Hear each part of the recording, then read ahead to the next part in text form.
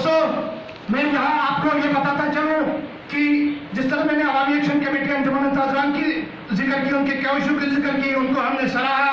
वो एक टैक्सेशन का इशू था, एक गंदम की सब्सिडी का इशू था। लेकिन हम जो बात करते हैं आज 29वें यौम तासीस में, हम उस पूरी धरती के एक एक मसले की बात करते हैं मेरे दोस्तों। गंदम का इशू है, बिल्कुल छोटा सा इशू है।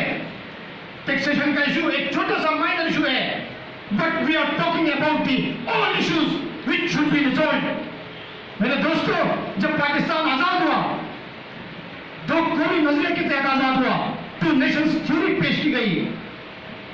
लाहौर के मीर मुबारक मीनार पाकिस्तान के पहलों में जो किरारदाद पेश की गई, वो दो कौमी नजरिया पेश किया गया। और दो कौमी नजरिया हिंदू और मुसलमानों के हवाले से कि they both are two separate nations. कहा गया कि हिंदू और मुसलमान दो अलग मज़हब हैं, दो अलग कौम है, उनका जीना मरना अलग है, रस्म और रिवाज उनके अलग है, तहजीब और तमद्दुन अलग है, उठना बैठना अलग है, जो कि जिंदगी के तमाम तर पहलू एक दूसरे से अलग है। इसलिए एक अलग वतन का मुतालबा किया गया, दो कौमी नजरिया पेश किया गया। मेरे दोस्तों, कौम की असल तारीफ ये है जो हमारे कायद ने अपनी किताब के सरे वर्क में लिखा है। आप लोग सब तंजीमी साथियों आपने पढ़ लिया है कि मैंने जो कहा, 3 पहाड़ी सिलसिलों के संगम में हम रहते हैं, कोई कराकरम, हिंदू कश और हिमालय के संगम में बसने वाले जो मुख्तलिफ दोस्त मुख्तलिफ जबानें बोलते हैं, हमारे सामने मौजूद है बल्तिस्तान के साथी भी, गिलगित के, पुनियाल के, हुजूरनगर के, शिना, वकी, ब्रिटिश की खराब बोलने वाले एक कौम है। कौम की तारीफ ये है कि वो सिर्फ शीन कौम से ताल्लुक नहीं रखता हो, शीन के दादा के हवाले से कौमियत क्यों चलाई जाती है वहां पे, ये भी मजहब के बाद एक मुनाफिरत है। फिर कवायद के बाद एक सबसे बड़ी जो मुनाफिरत वहां फैलाई गई, वो कौमियत की फैलाई गई। उस कौमियत के हवाले से मैं ये कह दूं, वो कौमियत कौम नहीं कहलाती है, वो कौम के तारीफ में नहीं आती। मेरे दोस्तों, एक दादा की औलाद कल मेरे नाम से मेरी एक नस्ल चलेगी, ये कौम नहीं कहलाती है, वो एक शनाख्त होती है। बट कौम की तारीफ ये है कि जिनके मुफादात एक हो, जिनके फायदे नुकसान एक हो, जिनकी जुगराफियाई हुदूद एक हो। मेरे दोस्तों, नवाज का माजिद साहब की आपने स्पीच सुनी है कि सऊदी अरब का सुन्नी जो है वो गिलगित बल्तिस्तान के सुन्नी के साथ मिलकर एक कौम नहीं हो सकता है। ईरान का जो शिया है वो जो गिलगित बल्तिस्तान के अहले तशरीह के साथ मिलकर एक कौम के अंदर नहीं आ सकते हैं। इसी तरह कराची के जो खोजे हैं या फराज के अंदर जो है इस्माइली कम्युनिटी के लोग, वो गिलगित की इस्माइली कम्युनिटी के साथ मिलकर एक कौम नहीं बन सकते हैं। जबकि हम और आप जो उस धरती के अंदर हैं, शिया, सुन्नी, इस्माइली, नूरबख्शी, वहां पे शिया बोलने वाले, बुलचिस्ती बोलने वाले, वकी बोलने वाले, ख्वार बोलने वाले एक ही कौम है। फायदा एक है, हमारा नुकसान एक है। जैसे नादिर साहब ने कहा, वहां पर अगर आंधी आती है तो सुन्नियों के लिए अलग से नहीं आती है, अगर सैलाब आता है सिर्फ सुन्नियों के घरों में नहीं आता है। हम उस इलाके के अंदर हैं जहां पे हर किस्म की हमारी जो नफा नुकसान है वो बिल्कुल शरीक है हम एक दूसरे के। हम वहां पे इस चीज के मुताबिक नहीं हो सकते हैं कि जो कौमियत फैलाई जाती है या जो इलाकायत के नारे लगाए जाते हैं। जिस तरह आपने देखा हालिया दिनों में जो ये जो डिफेक्टिव प्रोविंस है, अब स्पेशल प्रोविंस है, उससे पहले इस तरह की बातें भी थी कि पाकिस्तान को अलग किया जाएगा। ये गिलगित और बल्ती के हवाले से भी एक कोशिश की गई थी तकसीम की। मेरे दोस्तों,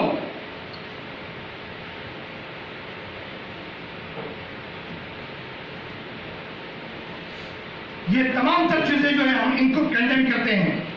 आज यौम तासीस पे जो कि मैंने कहा था यौम तजदीद वफा का दिन है, यौम ईद का दिन है, और साथ ही साथ तज़किए नफ्स का भी दिन है। हम अपनी ग़िरबा में जाके देख लें कि हमने कितना काम किया उस कौम के लिए, उस धरती माँ के लिए।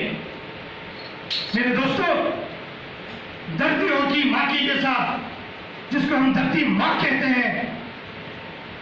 और माँ किसको कहते हैं मेरे दोस्तों? अल्लाह तबारक व तआला फरमाता है कि अल जन्नतु तहतुल अक़दाम वल उम्महात, paradise is under the feet of mother's.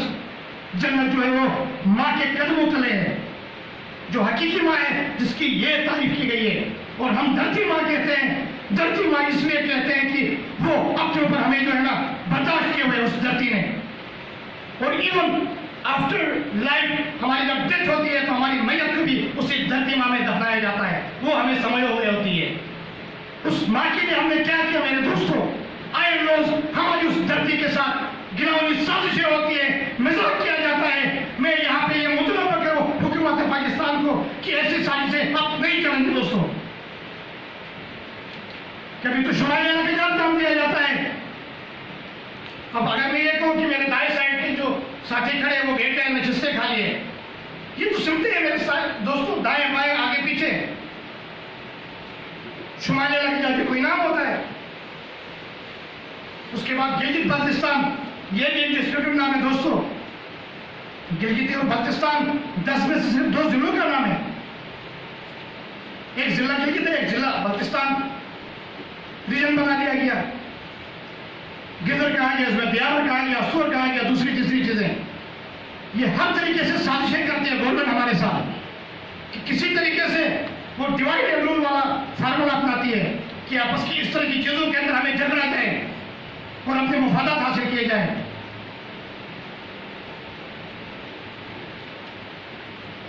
यहां पे हम लोग सोचे मेरे दोस्तों, हम तलबा तंजीम यहाँ पे बीएनएसओ के प्लेटफॉर्म से आज मौजूद हैं और आप में से तमाम साथी स्कूल कॉलेज बल्कि यूनिवर्सिटीज के अंदर तालीम हासिल कर रहे हैं। उस इलाके के हवाले से मुझे और आपकी जिम्मेदारी ज्यादा बनती है जो इस दियारी घेर के अंदर, इस शहर काइद के अंदर आके यहाँ पे मुख्तलिफ हमने तंजीमें भी देखी, मुख्तलिफ पार्टियां भी देखी, हमने यहाँ पे मुख्तलिफ लोगों को भी देख लिए।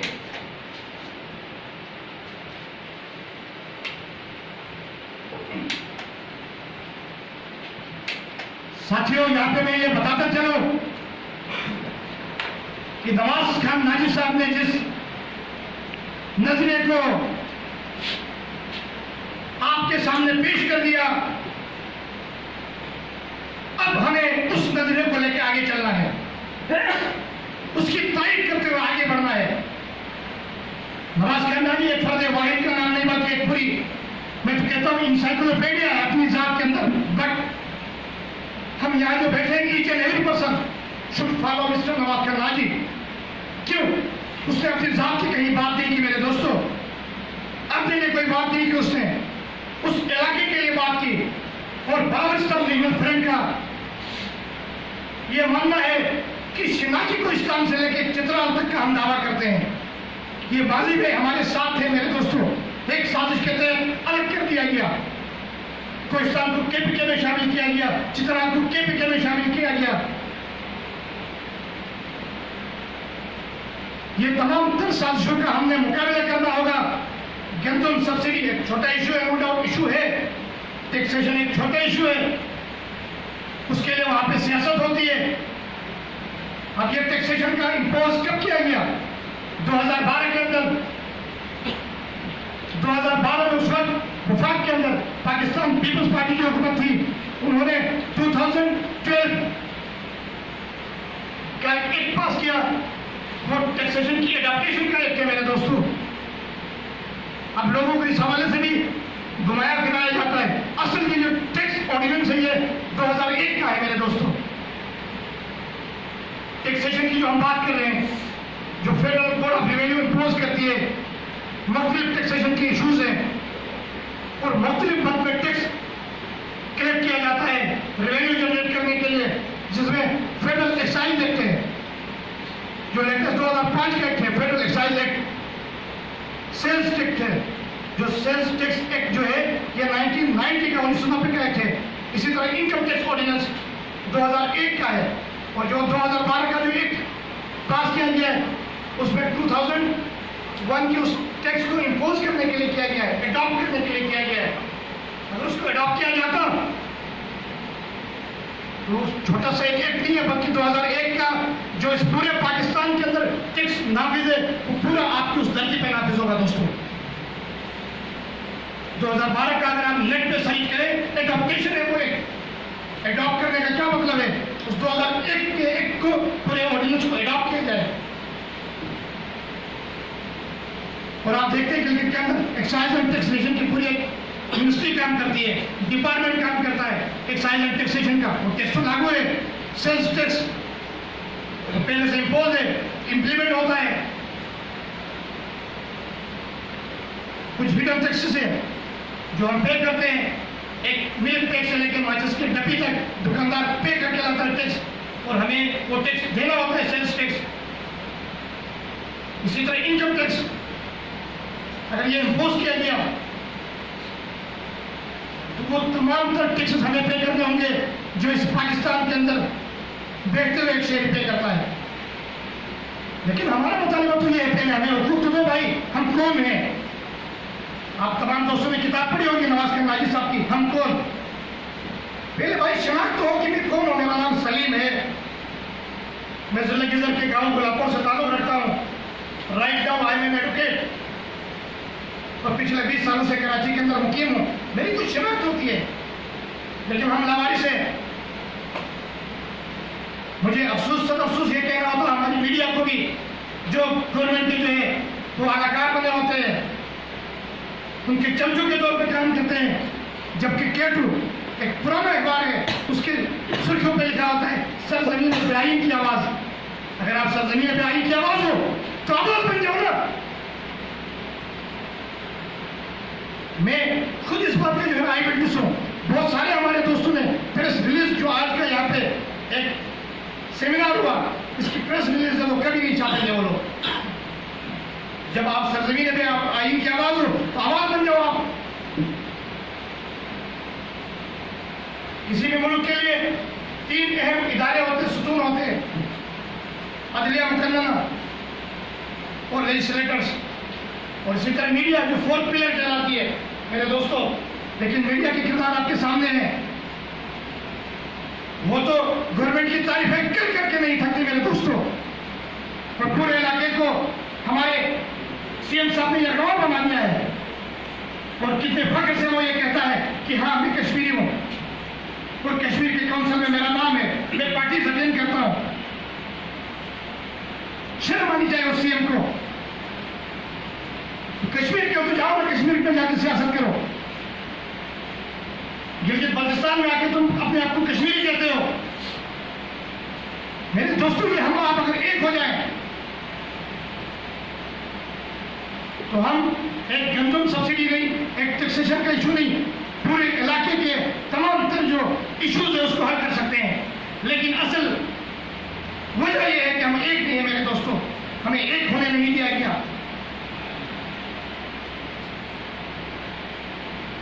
आज कसूर के अंदर छोटा सा एक वाकया होता है, एक छोटी बच्ची के साथ रेप किया जाता है, ज़ैनब के साथ मर्डर किया जाता है, पूरी मीडिया ने उसको हाईलाइट किया हुआ है,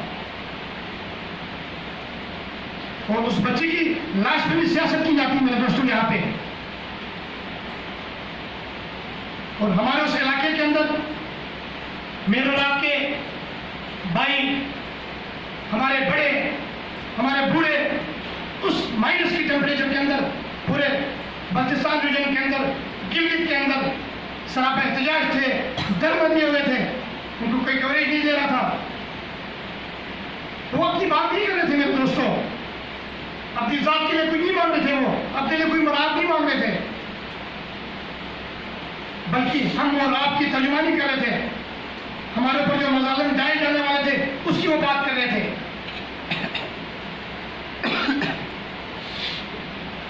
दोस्तों मैं यहाँ ये बताता चलो यौम तासीस के हवाले से, फिर बात कहीं और वो अपने इंसान दुख की जो है अंदर बिल्कुल पूरा वजूद चला हुआ है इलाके की महरूमियों को देखते हुए। अब समझ नहीं आती किस पहलू पे बात करें, किस किस चीज़ को छेड़ा जाए मेरे दोस्तों। यहाँ सिर्फ इतना बताता चलो, 14 अगस्त 1947 को जब पार्टीशन हो गई, सब कंटिनेंट की जो 2 टुकड़े कर दिए गए, बरसगीर और पाक को हिंद की तकसीम हो गई, 2 कौमी नजरिए के तहत पाकिस्तान और हिंदुस्तान दुनिया के नक्शे में ऊपर किया गया। 14 अगस्त 1947 याद रखिए दोस्तों। एक फार्मूले के तहत तकसीम हुआ कि जहाँ पे हिंदू अक्सरियती इलाके हैं वो भारत में शामिल होंगे, मुस्लिम अक्सरियती इलाके पाकिस्तान में शामिल होंगे। अब सवाल ये उठता है, हम कहते हैं ना तकसीम पाक हिंद का हमें मुतलाज़ा फरीक है। मेरे दोस्तों 14 अगस्त 1947 में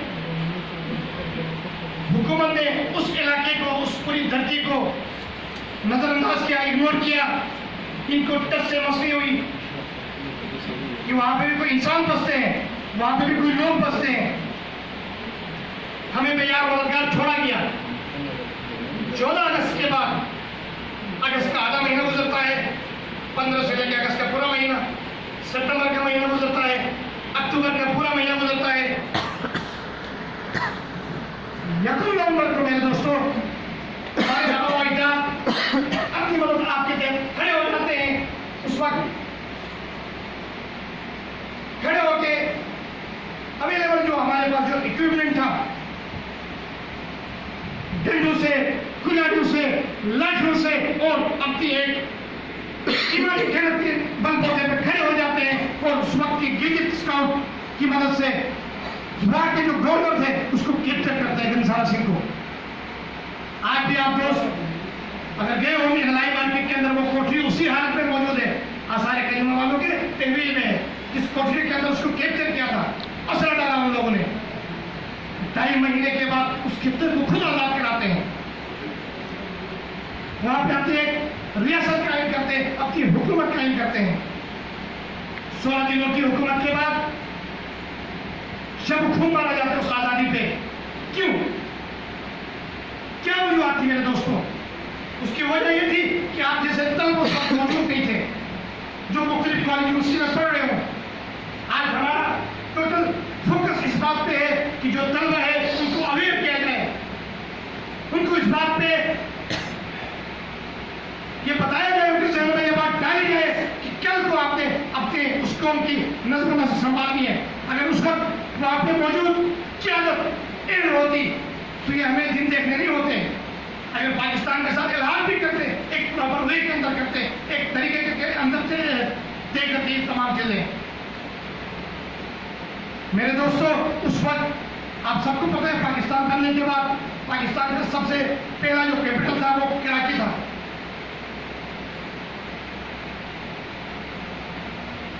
मैं ये बात इसलिए कह रहा हूं कि बाद में शिफ्ट होकर इस्लामाबाद चला गया।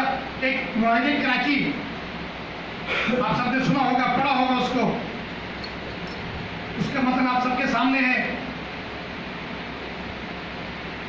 मेरे दोस्तों बहुत सारे दोस्त मुझे ये कहने लगे कराची में आकर मुआहिदा क्यों किया था।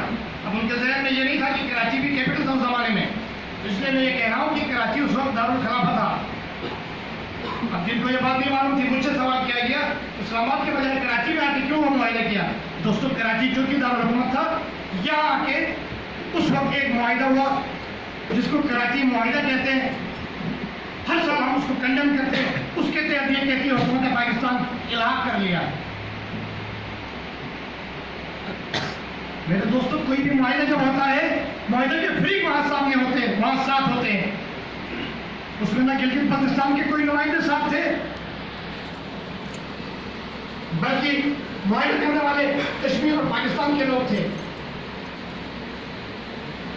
मेरे दोस्तों जब किसी बच्ची की शादी होती है तो लड़की की तरफ से भी कोई जाता है, उनका वकील होता है, और लड़का भी मौजूद होता है, दोनों की मौजूदगी में इजाब कबूल होता है। मैरिज के लिए एक कॉन्ट्रैक्ट है, उसके लवाजिमात में प्रपोजल और एक्सेप्टेंस है, इजाब कबूल। अब ऐसे कैसे मुआहिदा हुआ जिसमें गिलगित बल्तिस्तान की कोई नुमाइंदगी होती है, कश्मीरी लोग आते हैं, पाकिस्तान के एक वज़ीर महकमा के साथ बैठ के बात करते हैं, तय हो जाता है, इलाहा हो गया। मेरे दोस्तों किसी किस्म का कोई इलाहा नहीं हुआ है। हमारे ऊपर जबरी तौर पे हुकूमत की गई है, हमारे ऊपर जबरन मुसल्लत हुए हैं हुकूमत पाकिस्तान के लोग। जबकि 1 नवंबर 1947 को जब हम आज़ाद हो गए, जब हमने अपनी रियासत बनाई, 16 दिनों की रियासत के बाद जब खून मारा गया, पाकिस्तान ने वहां कब्जा कर लिया, तो पाकिस्तान के काबिज होने के बाद इंडिया चला जाता है यूनाइटेड नेशन के अंदर। वहां वो क्लेम करता है कि ये इलाके जो डिस्प्यूटेड है जिसमें पाकिस्तान ने कब्जा किया ये मेरा है। यूनाइटेड नेशन एक कमीशन बनाता है, UNCIP, United Nations commission for India and Pakistan. उस कमीशन के सुपुर्द किया जाता है, उस मसले को सॉल्व कर दो। पाकिस्तान को समन किया जाता है, दोनों ममालिक वहां चले जाते हैं, वजीर खारजा दोनों वहां मौजूद होते हैं। उनकी मौजूदगी में मेरे दोस्तों वहां पे एक रेजोल्यूशन पास होता है। और आज हमारा मुतालिबा यही है कि यूनाइटेड नेशंस का जो इदारा, जो UNCIP ने जो रेजोल्यूशन पास किया, जो करारदाद पास की, उस करारदाद की रोशनी में फैसला किया जाए। और वो करारदाद क्या थी? उस करारदाद का मतलब ये है कि सेल्फ डिटर्मिनेशन राइट दिए जाए लोगों को। आवाम से पूछा जाए कि वो अलग मुल्क चाहते हैं, पाकिस्तान के साथ रहना चाहते हैं या इंडिया के साथ जाना चाहते हैं। हक इस्तिस्वाब राय का हमें हक उस यूनाइटेड नेशन के उस फोरम में हमें दिया गया है। आज हमारा ये मुतालिबा है, बल्कि मैं अक़वाम मुत्तहिदा से यह मुतालिबा कर लूँ जब उस करारदाद की रोशनी में उसको इम्प्लीमेंट करा ले। इस्तिस्वाब राय का जो हक आप लोगों ने दिया है, यूनाइटेड नेशन की अमन फौज के जरिए से इस्तिस्वाब राय कराया जाए। और दोस्तों, बहुत सारे लोग हमारी इस तंजीम के हवाले से कुछ मनफी बातें करते हैं कि आप एंटी पाकिस्तानी हो, नवाज फरमानी हुकूमत के खिलाफ है। मेरे दोस्तों, बहुत सारी ऐसी चीजें हैं। ये बताया जाता है कि आप लोगों ने पाकिस्तान के झंडे जलाए। अभी मुझे पर्ची आ गई, इंशाल्लाह किसी नशे पर वो बातें हम करेंगे। हमने किसी मुल्क का कोई झंडे नहीं जलाया। दुनिया के अंदर बहुत सारे ममालिक हैं मेरे दोस्त, हम अपनी बात करते हैं, अपने हुकूक की बात करते हैं। हम किसी मुल्क को जलाने की या मुल्क के झंडे जलाने की हम बात नहीं करते हैं। हम तो ये कहते हैं कि हमें हमारी शिनाख्त दो, अक़वाम मुत्तहिदा की करारदादों के मुताबिक हमें सिर्फ डिटर्मिनेशन राइट